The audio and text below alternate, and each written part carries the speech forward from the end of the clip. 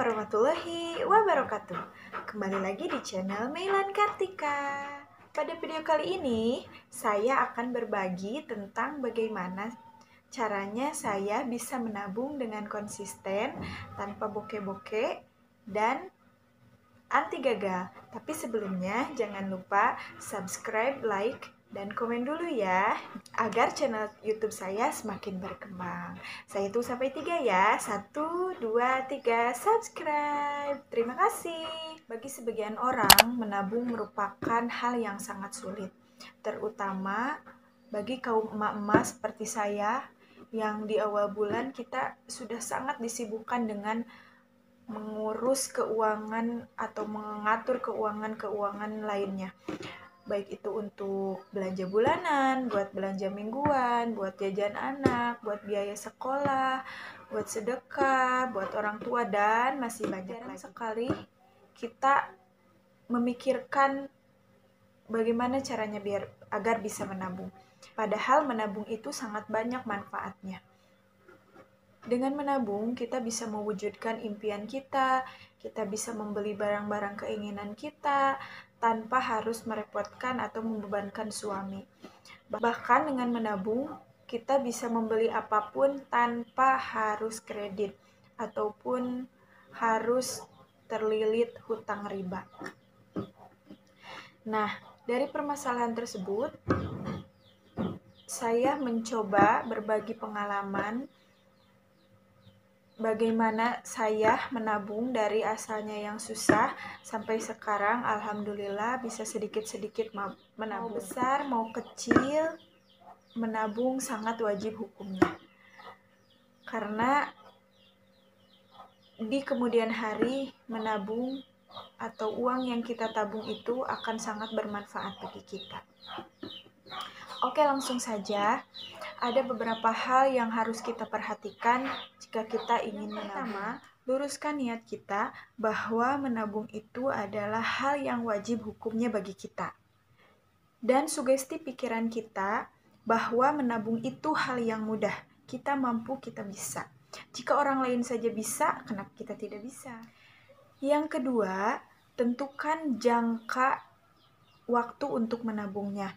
Misalnya kita mau menabung untuk membeli sesuatu dalam jangka pendek misalnya, atau jangka menengah, ataupun jangka panjang.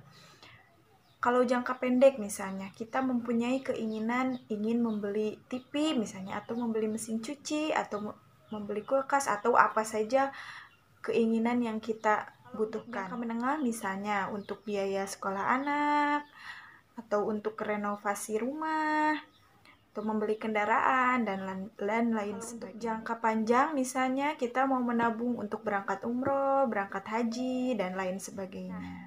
Setelah ditentukan jangkanya, misalnya saya sekarang mau menabung untuk jangka pendek dulu. Misalnya saya mau membeli mesin cuci. Silahkan tuliskan harga kira-kira mesin cuci yang kita inginkan itu harganya berapa. Lalu beri jangka waktu lagi. Jangka pendek ini misalnya dalam jangka waktu 3 bulan, kita harus bisa menabung untuk membeli mesin cuci misalnya.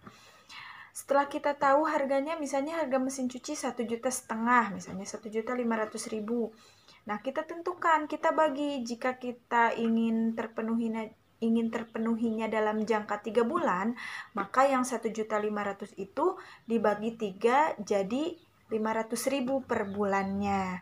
Itu kalau misalnya yang ingin 3 bulan. Kalau misalnya kayaknya tidak mungkin deh saya bisa nabung 1 bulan 500.000, boleh, silahkan perpanjang lagi misalnya dalam jangka waktu 5 bulan. Tinggal bagi saja yang 1.500.000 itu dibagi 5 bulan jadi 300.000.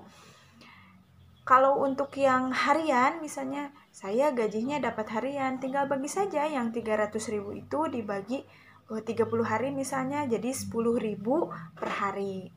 Tidak susah. Yang ketiga, tentukan jenis tabungan yang kita inginkan. Misalnya mau nabung di perorangan, atau mau nabung di bank, atau mau nabung di rumah saja dalam berupa celengan. Nah, kebetulan untuk video kali ini saya akan membahas tentang bagaimana caranya menabung tanpa melibatkan orang lain ataupun perbankan. Nah, di sini saya akan memberikan contoh bagaimana saya menabung dengan menggunakan celengan seperti ini. Sudah meluruskan niat kita bahwa kita ingin menabung, bahwa kita yakin bisa akan menabung, dan menentukan jangka waktunya sampai kapan, dan menentukan itu tabungan untuk apa. Kita siapkan bisa menggunakan toples seperti ini. Ini saya bekas itu ya, sosis, ataupun mau menggunakan bekas minuman, botol aqua, boleh. Diusahakan buat celengannya itu yang transparan seperti ini. Kenapa? Biar nanti kita termotivasi ketika melihat tumpukan uang di dalam ini. Semakin kita melihat banyak uang, semakin kita semangat untuk memasukkan atau menabungkan uang kita.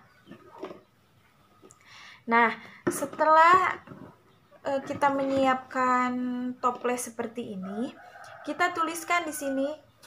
Kita tuliskan targetnya, misalnya ini. Ini saya kebetulan buatnya, kelihatan nggak?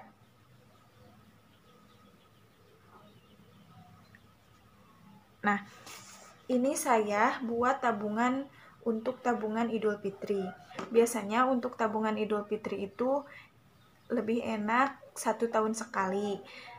Kalau misalnya tahun kemarin Idul Fitri bulan Mei, nah berarti dari bulan Mei atau bulan Juni tahun 2020 harus mulai nabung lagi. Nanti bulan April sekarang atau bulan Mei yang akan datang untuk Idul Fitrinya bisa dibuka. Jadi untuk tahun ini saya baru bisa buat tabungan buat Idul Fitri itu baru per bulan Februari 2021. Jadi saya punya waktu Februari, Maret, April, sekitar kurang lebih 3 bulan untuk mengisi tabungan ini. Sumbernya dari mana? Maaf lupa yang ini ya. Sumbernya dari mana? Sumbernya itu bisa dari gaji per bulan suami saya yang saya sisihkan. Sini berapapun, mau 50.000 mau berapapun nanti dimasukkan ke sini. Lalu dari penghasilan saya sendiri sebagai guru honorer, saya masukkan ke sini karena jarang digunakan untuk untuk membeli apa-apa karena sudah terpenuhi dari dari penghasilan suami saya. Dan ini untuk tabungan Idul Fitri itu bisa digunakan untuk apa nantinya? Bisa digunakan untuk beli baju lebaran, bisa digunakan untuk beli hidangan hidangan lebaran, ataupun nanti buat berbagi untuk keluarga-keluarga terdekat. Yang selanjutnya ini saya punya dana darurat. Ini baru terisi 50.000 karena dana darurat ini merupakan tabungan yang sering digunakan. Nah, dana darurat ini baru terisi bulan ini juga sama, karena kemarin baru beberapa bulan ke belakang saya baru selesai lahiran dan tidak punya tabungan untuk lahiran khusus.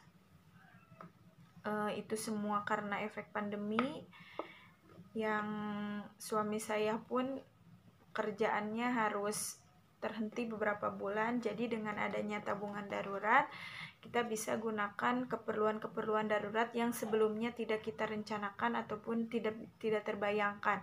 Nah, bisa dipakai dari dana darurat ini. Berapapun, sekecil apapun yang kita tabungkan, insya Allah nanti akan bermanfaat untuk apapun itu. Nah, selain toples yang harus disiapkan juga kertas, ataupun lebih enak pakai label ya. Jadi kita bisa tuliskan tabungan ini untuk apa, biar kita nantinya nggak biar nantinya nggak ketukar sama tabungan yang lain seperti ini. Kalau saya kan untuk beberapa bulan ke depan hanya punya 2 tabungan saja. Yang pertama tabungan darurat dan yang kedua tabungan Idul Fitri. Kalau misalnya kita tidak menuliskan keterangan seperti ini, takutnya nanti tertukar. Yang selanjutnya, siapkan sedotan yang agak besar ya, yang bisa masuk boba lah sekitar itu, atau yang lebih kecil juga bisa, boleh. Nah, fungsinya untuk apa? Nanti agar si uang yang kita masukkan itu tidak mengembang seperti ini. Nih, kelihatan nggak? Nih, karena kemarin saya pas mau masukin ininya sedotannya udah habis, jadi ya terpaksa nggak pakai sedotan.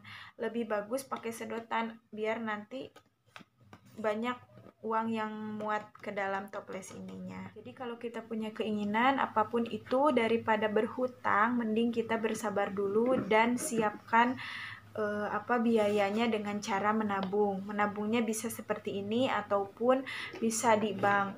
Tapi kalau saya pribadi, saya tidak bisa nabung di bank. Karena kalau nabung di bank itu rasanya berasa banyak uang aja gitu. Sekarang kan lagi marak-maraknya nih ya ibu-ibu belanja online. Kalau misalnya saya punya saldo di ATM, biasanya saya itu gatel pengen ikut belanja online saja. Tapi kalau di tabungan seperti ini kan kita males ya mau bukanya juga. Yang ada malah kita termotivasi setiap melihat, wah udah segitu, wah baru segitu nih, pengen cepat penuh gitu aja. Harus besar ya, berapapun yang kita tabungkan suatu saat itu akan sangat berarti bagi kita.